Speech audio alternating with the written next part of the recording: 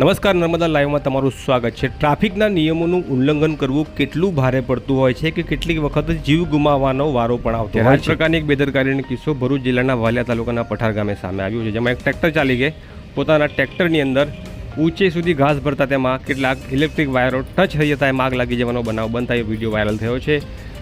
પરંતુ ટ્રેક્ટર ચાલકે સમય સૂચકતા વાપરી આ ટ્રેક્ટર ગામની બહાર લઈ જઈ હાઈવે ઉપર હાઇડ્રોલિકથી એ ઘાસ ખાલી કરી નાખતા સળગતું ઘાસ રોડ પર ઠલવાઈ ગયું હતું અને વિડીયો ખૂબ વાયરલ થઈ રહ્યો છે। એક તરફ પ્રશંસા પણ થઈ રહી છે ટ્રેક્ટર ચાલકની અને એક તરફ ટીકા પણ થઈ રહી છે। તમે શું માનો છો? કોમેન્ટ બોક્સમાં જરૂરથી કહેજો।